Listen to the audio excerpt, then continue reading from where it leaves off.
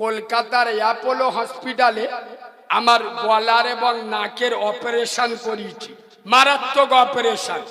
তবে আপনাদের দোয়ায় আল্লাহর কুদরত আজ বিকেল 5টায় অপারেশন হয়েছে, ভোরের বেলাতে সেই দিকেই মানে মালটা কিরাম বুঝতে পারছে, কি অপারেশন হয়েছে বুঝতে পারেননি, মারাত্মক অপারেশন।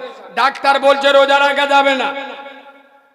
আমার বাড়িতে কান্নাকাটি করছে, 6 মাস জলসা করে যেদিন অপারেশন হয় ওর আগের রাত্রে 2টো জলসা করে গিয়ে বেডে শুয়ে অপারেশন করেছে, ভোরে থেকে সেই দিকে রোজা শুরু করি।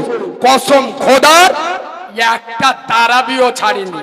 তবে নবীর মেম্বার, মিথ্যা বলবো না, 15 দিন আমি মসজিদে যেতে পারি, মানে কথা বলা নিষেধ ছিল, বাইরে বেরোলে তো কারোর কথা জবাব দিতে হবে। আর 15 দিন ঘুমের ওষুধ দিছিল আমার, ওই জন্য বাইরে বেরোনো যায়নি। তবে 15টা রোজার পরেতে মসজিদে গিয়ে তারাবি পড়ি।